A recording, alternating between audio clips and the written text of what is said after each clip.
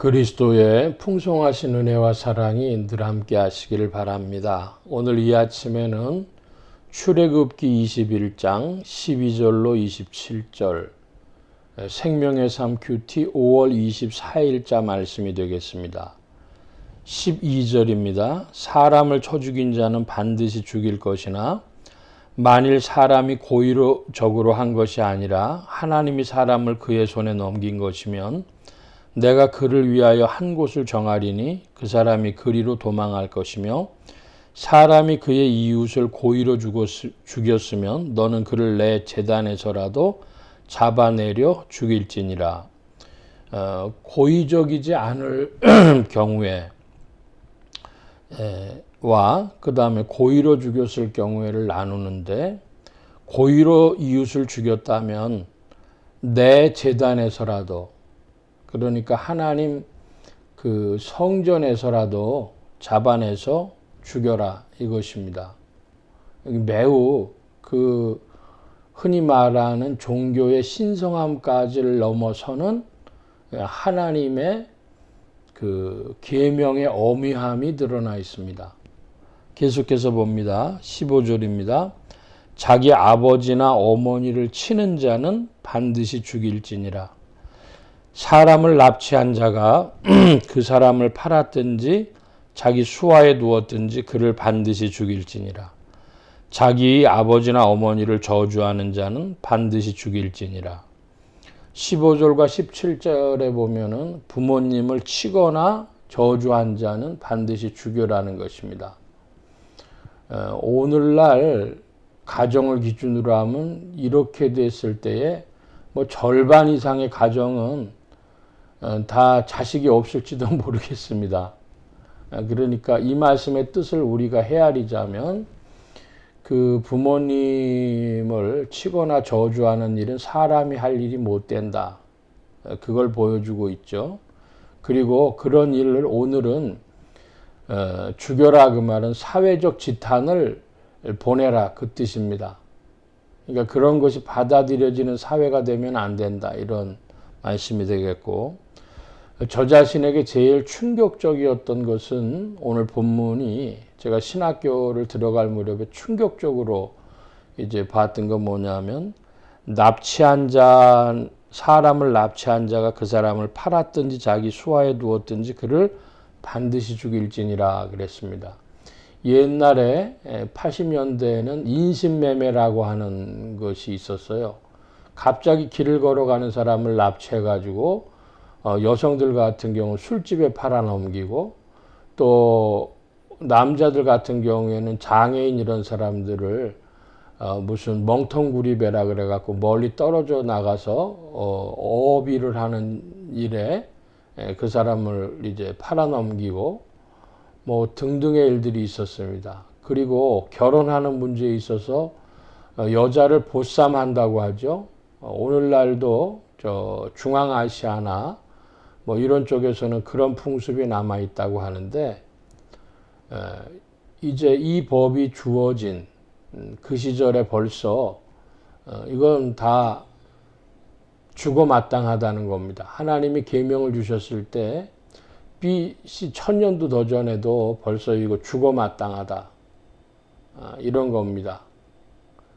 그러니까 그 사람 납치하는 게 얼마나 그것은 잘못된 것인가. 만약에 인신매매를 해서 뭐 여자들을 사창가에 팔아넘겼다든지 뭐 이제 그런 일들 지금도 전 세계에서 매우 많이 벌어지고 있습니다. 그거 죽을 죄라는 것이죠. 우리나라에서 현재 납치가 그 얼마나 중죄인지 모르겠습니다. 그런데 성경은 그 반드시 죽여라 그랬습니다. 그러니까 사람의 자유를 그 사람의 자유에 반하여서 강제한다고 하는 것은 특별히 그 예상하지도 못한 일이었겠죠. 그 당한 사람의 입장에서는 그런 건 반드시 죽여야 된다. 성경의 이 뜻을 우리가 깊이 살펴본다면 하나님이 얼마나 인생들의 삶에 관심이 있으신지 모르겠습니다. 저는 사실은 뭐 여러 가지 종교적 관심이 있었습니다. 무슨 유교라든지 불교라든지 도교라든지 혹은 이제 뭐 정산교라든지 원불교라든지 이슬람이라든지 신학교 이전에도 관심이 있었고 신학교 이후에도 비교 종교학이라고 하는 과목이 있으니까요. 그리고 종교 다원주의가 이제 많이 들어서고 해서 쭉 봤는데 한국의 이제 주요 종교 무슨 유교 불교 뭐 이것만 가지고 봤을 때도 이런 이규정 때문에 어쩌면 제가 기독교 신앙을 가졌는지도 모르겠습니다. 납치한 자 반드시 죽여라. 이건 무슨 묵상하고 명상하고 그런 문제가 아니거든요. 그리고 기독교 신앙이 그 노예제를 없애는데 강력하게 도전을 했고 18세기, 19세기 영국에서 성공을 했죠. 존 웨슬레를 통해 가지고 그 노예제가 성경에서는 이제 그 바벨론이 출발하는 지점이 거기라고 이야기를 하고 있습니다. 니므롯. 저는 성경의 그 니므롯 노예제를 가지고 온 것이 마귀 역사고 그것을 도전해서 노예제도를 폐기한 것이 기독교의 일꾼들이었고 그리고 성경에서 납치한 자 반드시 죽여라. 그런 그 말씀들이 사실은 제가 기독교 신앙을 갖게 된 굉장히 중요한 요소들 중에 한 가지입니다. 신령하게 그리스도를 나의 빛으로 받아들이는 것은 또 다른 문제였지만은 그러나 이런 윤리적인 요소들 유교도 노예제에 도전하지 못했습니다. 유교는 노예제를 배경으로 하지 않으면 안 됩니다. 성립 불가합니다. 불교는 윤리적인 이런 일에 관심이 별로 없었습니다. 그래서 제 신앙을 갖는 중요한 동력이 됐고 이 계명을 잘 살펴보면 하나님이 어떤 분이시고 어떤 뜻을 적극적인 뜻을 가지고 계신지도 우리가 짐작해 볼 수가 있습니다. 계속 보겠습니다.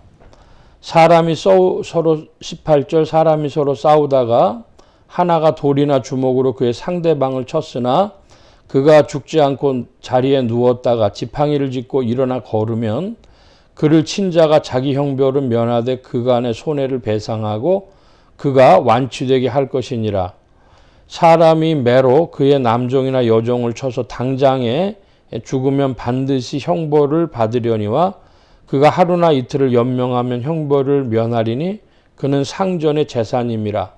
사람이 서로 싸우다가 임신한 여인을 쳐서 낙태하게 하였으나 다른 해가 없으면 그 남편의 청구대로 반드시 벌금을 내되 재판장의 판결을 따라 낼 것이니라.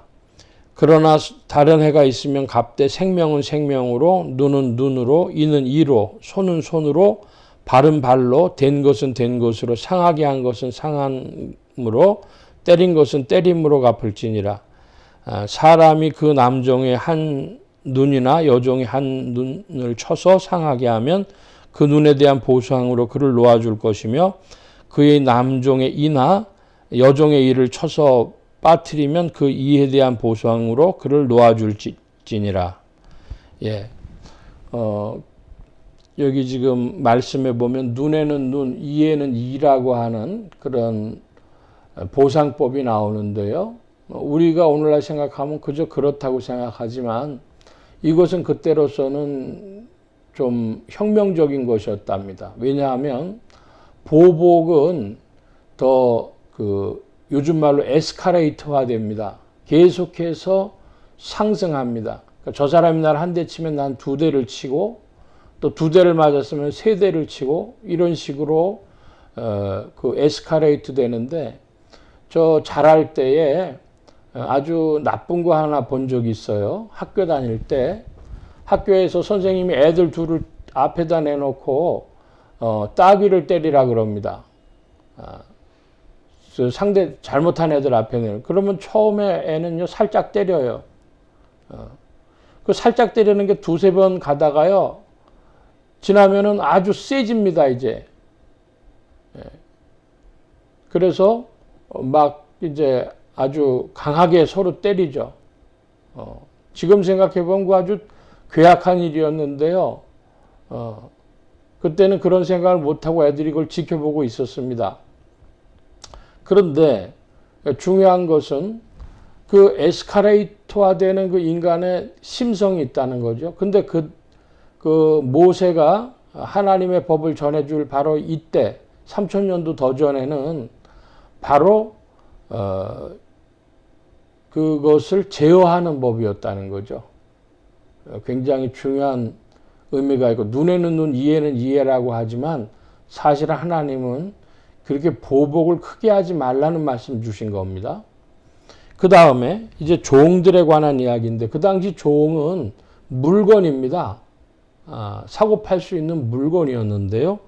그럼에도 불구하고 26절 이하에 보면은 눈이나 이를 쳐서 상처를 주면은 해방시켜 주라는 거예요. 그러니까 종들이 때릴 때 어디는 못 때려요? 얼굴은 못 때리는 거죠. 왜냐하면 잘못해서 눈을 쳐서 상한다든지 이가 부러진다든지 그건 이제 해방되는 거니까 아마 꾀가 있는 종 같았으면요 주인을 화내게 해가지고요 얼굴 때려 이빨만 한 대 나가면 이제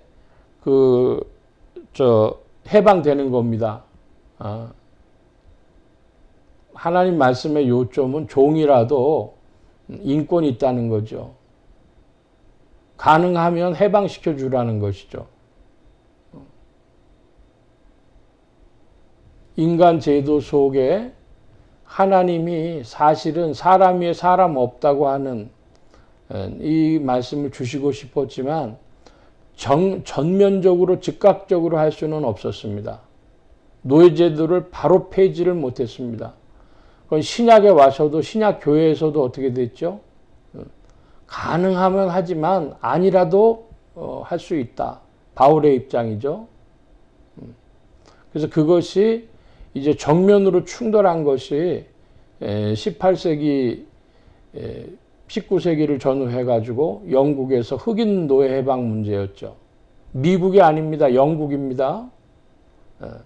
그 영국에서 웨슬레가 흑인 노예 해방시켜준 그 일 때문에 처음에는 매매 금지를 했고 그 다음에 해방시켜줬는데 미국도 영국이 본 큰 집이나 마찬가지니까 1830년대에 1800년대 초에 매매 금지는 쫓아했어요.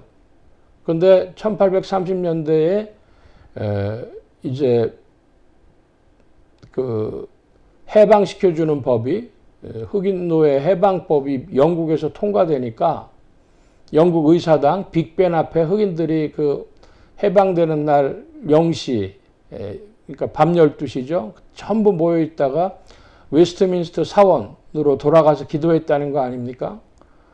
그런데 미국에서 그 법을 쫓아하려고 하다가 조지아를 중심으로 한 남부에서 우리 그거는 못 받아들인다. 우리 어떻게 먹고 사냐. 이것이 이제 1861년 2년에 그 남북전쟁의 토대가 되는 거죠. 뿌리가 되는 것이죠. 그 남북전쟁 그 일은 더 길게 이제 이야기가 됩니다만은 그 이야기는 미국의 남북전쟁 이야기는 일본이 개항하는 일로 그리고 한국이 대원군 시절에 개항하는 일로 나가고 더 나가서 이 조선사회 한국의 노예제도가 폐지되어지는 일이 됩니다. 그 말씀 제가 언제 한번 드리고 싶고요. 중요한 것은 하나님은 전면적으로 노예를 해방시키시고 싶었지만은 역사의 경륜 가운데 점진적으로 진행되고 있었다. 그 말씀을 드립니다. 중요한 것은 하나님은 사람 위에 사람 없다고 말씀하시고 우리가 함께 하나님 나라의 백성으로 살기를 원하십니다. 오늘 여기까지 말씀 봅니다. 기도하겠습니다. 만복의 근원 되신 하나님 함께해 주셔서 십계명 속에 나타난 하나님의 뜻, 계명 속에 나타난 하나님의 뜻들을 잘 살피며 하나님의 적극적인 뜻이 무엇인지를 질문하고 또 오늘 우리의 이 시대 속에 하나님의 경륜이 어떻게 펼쳐질지를 묵상하는 주의 무리들, 주의 백성들 되게 하여 주옵소서. 온 교회와 성도들과 주의 종들이 함께 하심에 예수 소망교회와 온 성도들과 부족한 종에도 함께 하여 주옵시고 그리스도 예수의 이름으로 복음 전파 영혼 구원하는 일에 쓰임 받으며 성령님과 함께 전진케 하여 주옵소서. 오늘도 도우신 구하며 감사하며 의지하올 때에 예수 그리스도의 이름으로 기도하옵나이다. 아멘. 하늘에 계신 우리 아버지여 이름이 거룩히 여김을 받으시오며 나라의 마옵시며 뜻이 하늘에서 이루어진 것 같이 땅에서도 이루어지이다. 오늘날 우리에게 일용할 양식을 주옵시고 우리가 우리에게 죄 지은 자를 사하여 준 것 같이 우리 죄를 사하여 주옵시고 우리를 시험에 들게 하지 마옵시고 다만 악에서 구하옵소서. 되게 나라와 권세와 영광의 아버지께 영원히 있사옵나이다. 아멘.